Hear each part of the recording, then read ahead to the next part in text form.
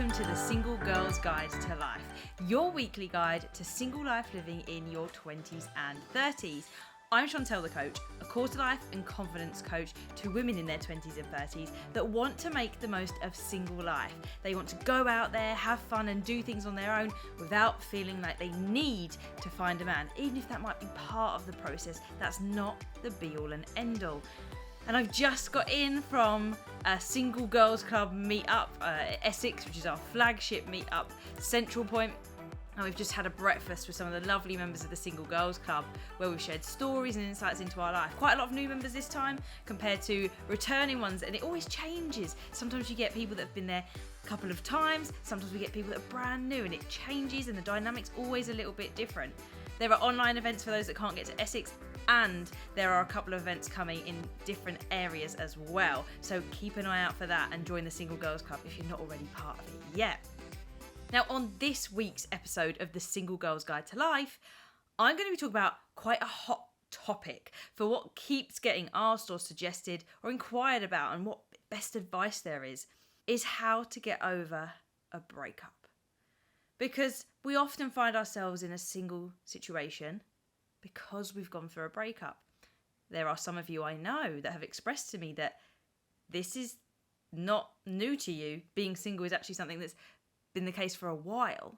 However, a lot of us find ourselves in a scenario because of heartbreak. And heartbreak has a distinct difference when it's in divorce. Going through a divorce can actually take a lot longer.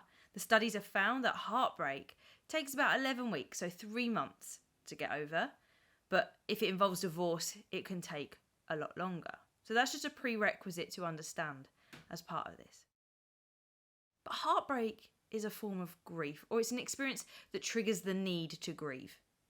It's a process that takes time to move through, and there's not really one right way to do it.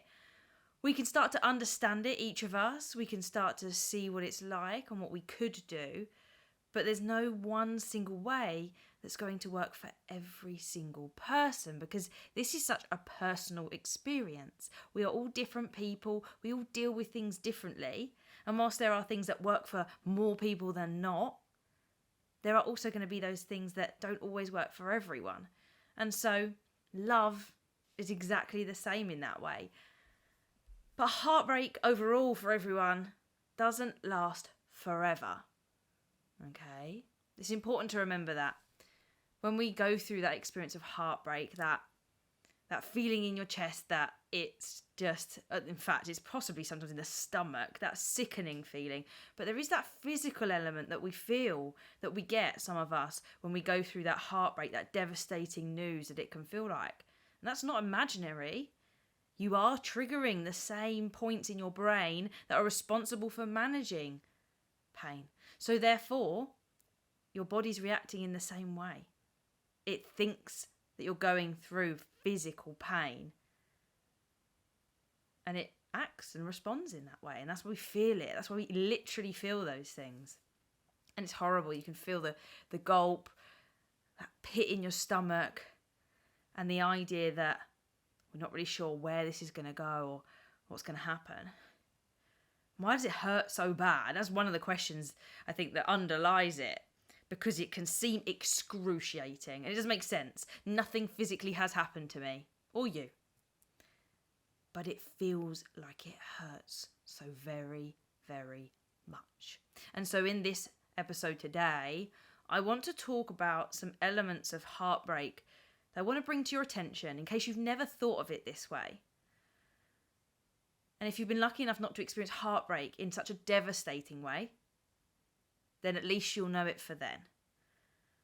But I don't think anything can compare quite to going through that experience and doing it, having your heart broken in some way. And that happens because what we thought was going to be happening no longer is. We are experiencing a loss, and that is a loss of what we expected to happen versus what now will no longer be. It's loss. And that's why grief should be associated with this. We often associate grief with just the element of losing someone to death most of the time. But actually, grief is when our identity is put into question. We don't know who we are because of those traumatic events that have happened. And that event needs grieving. And you need to come out the other side looking at who you are and what you're going to do and want to do on the other side of that. And so there's a few elements to begin with. So understanding the process of grief in reflection of a heartbreak is very important. So firstly, it's denial. We don't believe that this is happening. I can't believe this is happening. Is this really happening? Is this real? Am I dreaming? Where has this come from? I don't believe you. Why didn't you say something? All of those questions, because we don't want to believe it. We still want to be on the trajectory of staying with that person or the potential of that person still being a thing. And it's not anymore. So we have denial to go through. We might even debate with that person about whether we could get back together. You know, can we do something different? Can we try this, try that to make it all better again, rather than accepting that this is a choice that someone's made? And when we don't get that response, we then get the anger stage because we're now frustrated that there's nothing we can do. It's completely and utterly out of our control, and we get angry. Beat ourselves up about what we did. That's still part of the bargaining bit, but not wishing we could change it, just angry at what we did. Angry at the other person for not having told us early enough, not having said anything, and for ultimately ending it. There's nothing you can do but anger, and we have to manage that. It's not appropriate to be angry all the time at everyone around us because of this, and of course, we should acknowledge that we feel that way. We shouldn't deny that feeling, but managing it in an appropriate way is key there. And then after that anger does pass, because each of these are stages that you move through, and some can be brief and some can be longer, we then have the depression stage, because now we really know that we can't do anything about it. The anger has gone, it's been reduced, but there's that hopelessness of not really feeling like we know what we're going to do next, what that means for us. What's the point? Why are we doing it? But what's good is that whilst the depression section is not great, it's not an ideal thing to be going through. No one likes that feeling of not having that positivity, not having the energy, kind of feeling a little bit lost and confused and unenthusiastic. It's the last stage before acceptance. When you now accept what has gone on, maybe you see it as that opportunity for growth, the chance to start something new, to find who you are. That's where you get to. And there aren't those denial feelings, loss of control, anger, and all of the depression there. You've moved past it. You might not be in the most positive space, but you're no longer in that low period, that last one before acceptance of depression, and you aren't in that really fired up stage of anger anymore. You're past that. And so another element to understand in the next phase is from option B. It's a book by Sheryl Sandberg and Adam Grant. And within the book that talks about a variety of elements with regards to resilience, this is in the context of Cheryl's experience losing her husband quite drastically all of a sudden. She talks about the 3 Ps. They talk about the 3 Ps that must be overcome to move through grief and build resilience. And those 3 Ps are personalisation, pervasiveness, and permanence. So personalisation almost links to the bargaining stage to a degree. Personalisation is the belief that it's your fault. That if you had done something different, this wouldn't have happened. That there's something wrong with you, and that's the reason they left and the reason they ended it. And there's no other factor but it being to do with you.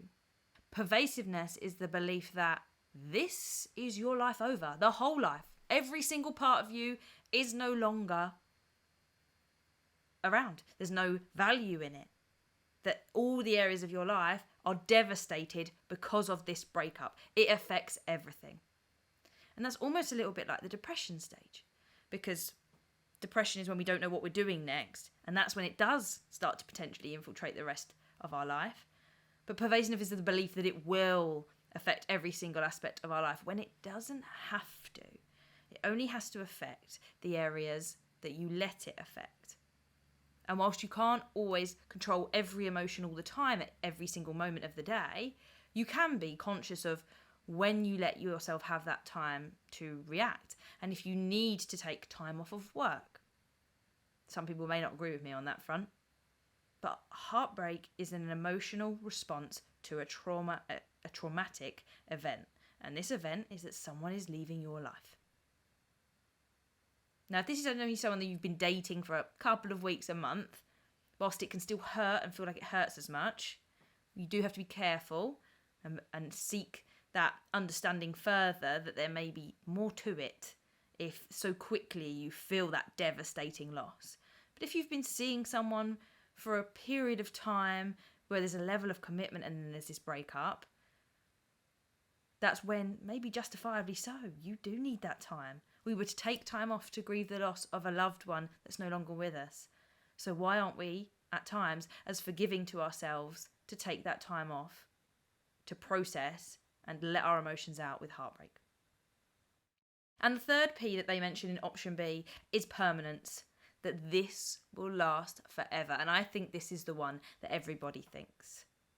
Everybody thinks that their life is over. The negative feeling, probably towards the depression stage, I think is probably where we mostly sit with this, will not go away. When am I ever going to be good enough for someone? Why can't I just do this? Will I ever find someone to love me? I think they're all questions that run through your head as potential elements that you worry about, because it seems really real. Essentially, we need some hope beyond that to keep going.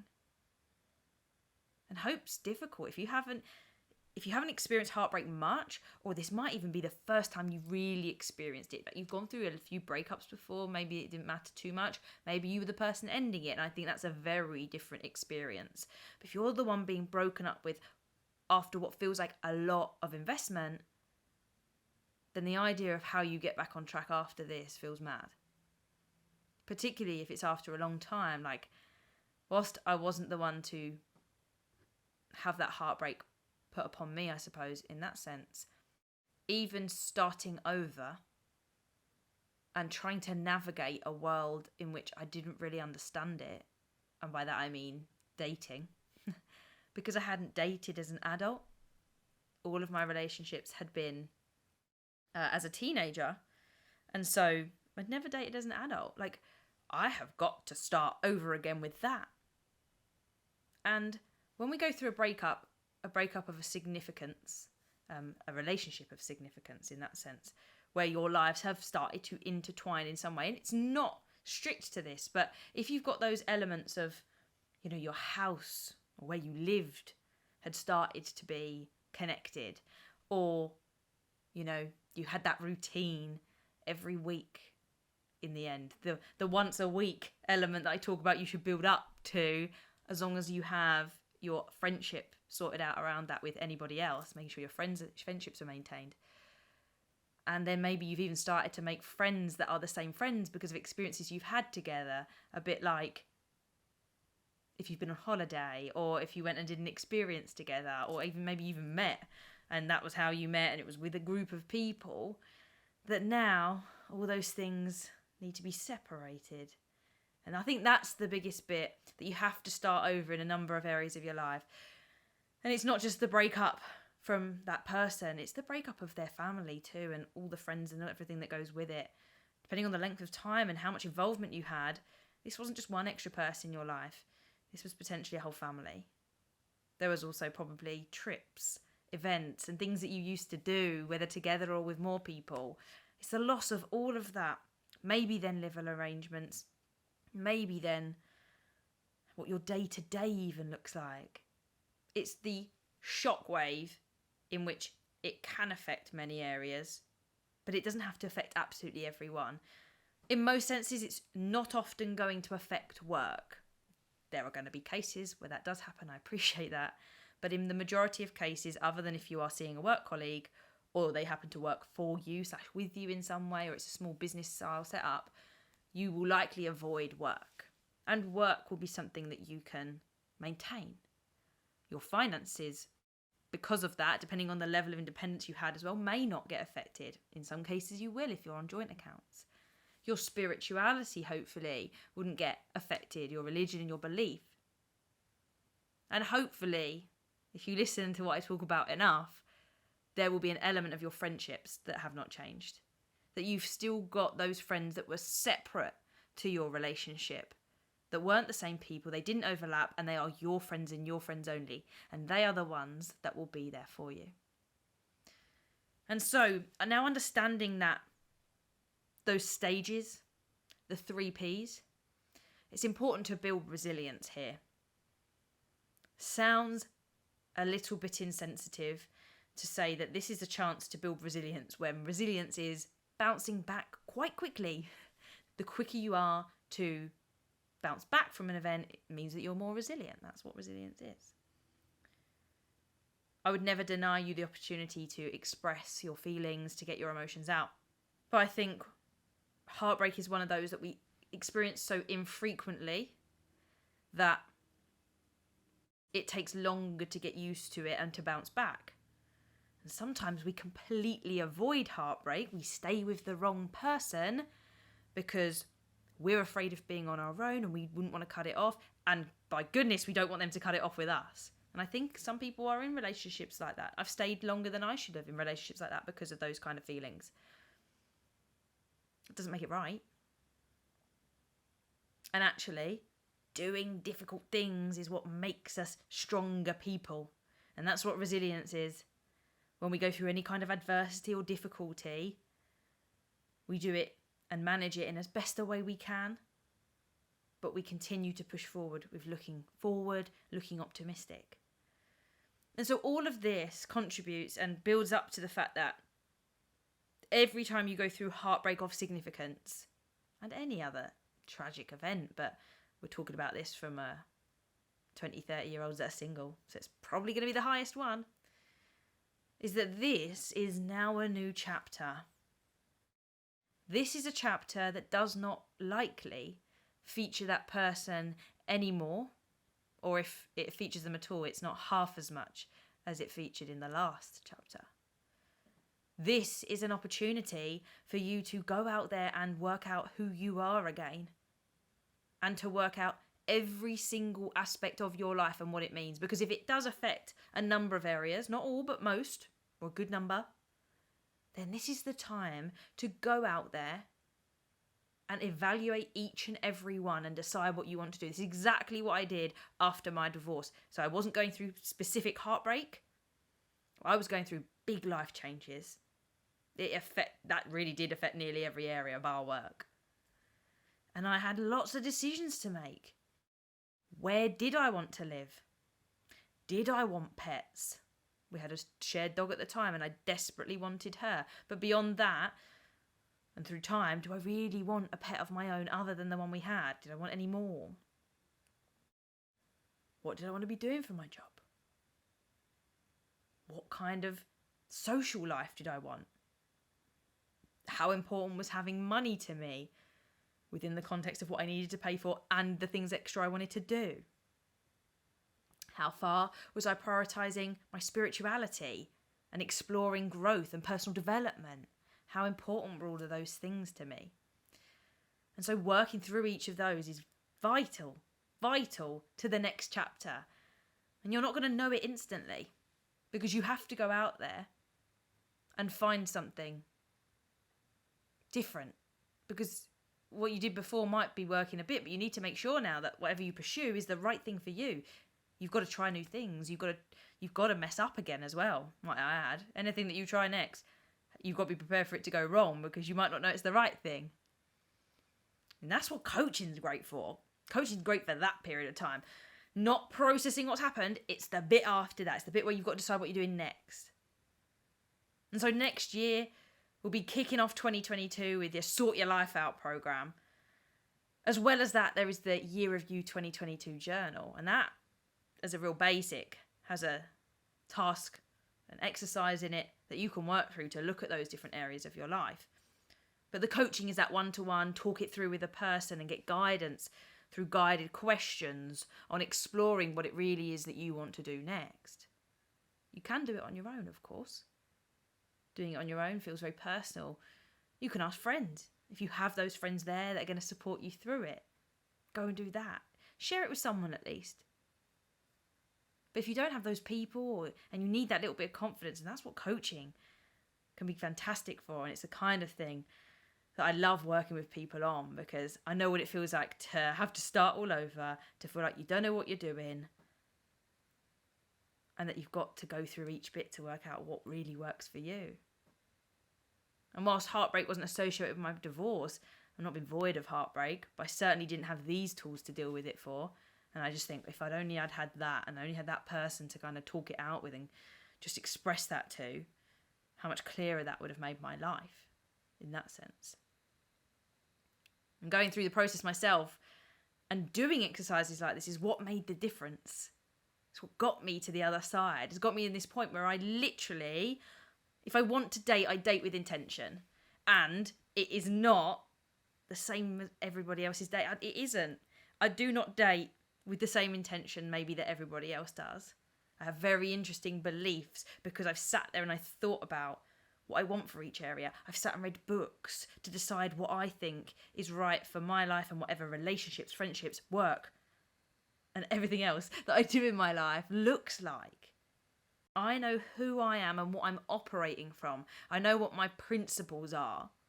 I know what my core values are. And I use those to determine things.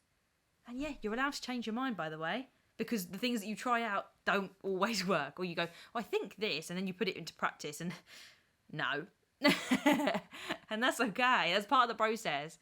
And that's why relationships, I've put that last in the sense of the order of sorting things, because that requires another person, significantly so. It's not fair for me to be working out lots of things that I need to work out whilst trying to let someone else work out their life and then trying to form something together. At that time, I don't have the time nor energy nor focus for them whilst I'm still sorting myself out, whilst I'm still sorting my life out.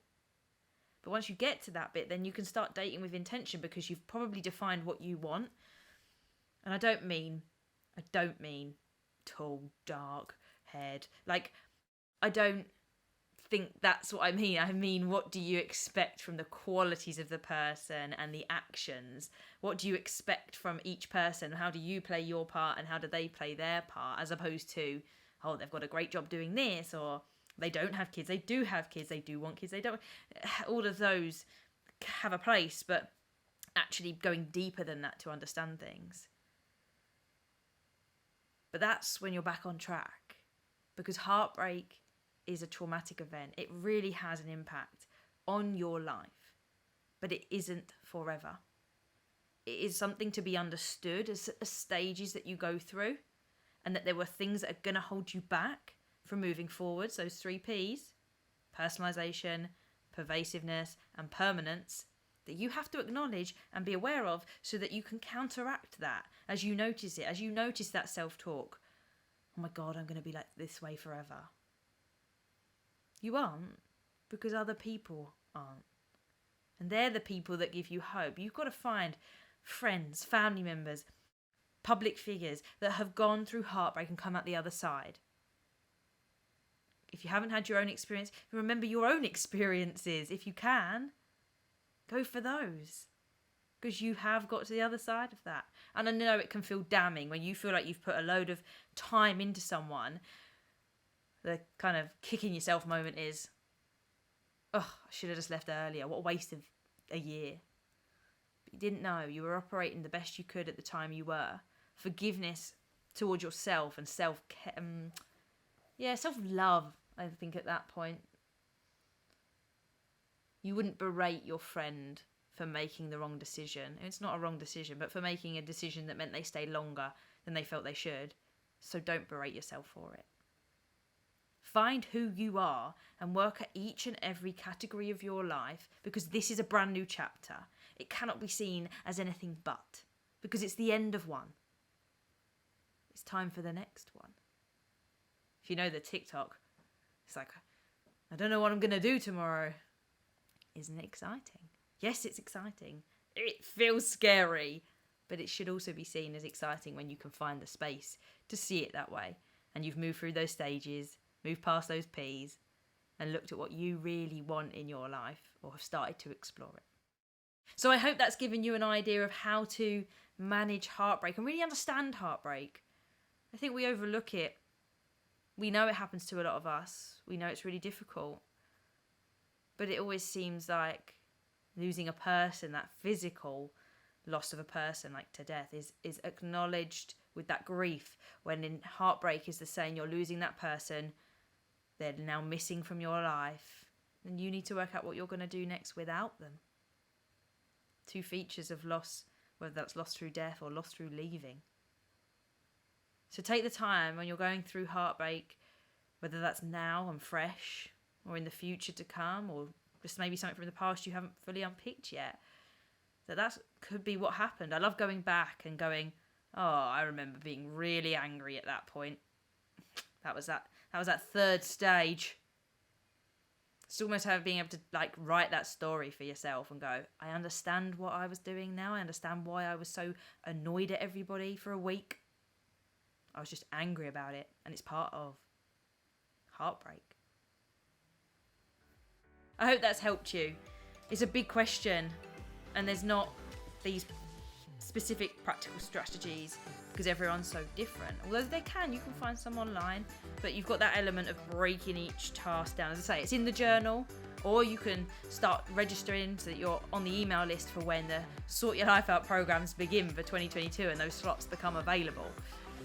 But other than that, I hope that you engage with that Single Girls group, the Single Girls Club on Facebook, because that's a place to share sometimes how we're feeling, or to see that other people's experiences can turn out well, and that we're all finding the times where we get the ick, or the times that we've been questioning our jobs for being women. Or this week we spoke about the change that we experience in life and what could be more change impactful than heartbreak and that change that you go through then. I hope you have a brilliant week, and until next time, ladies, keep thriving.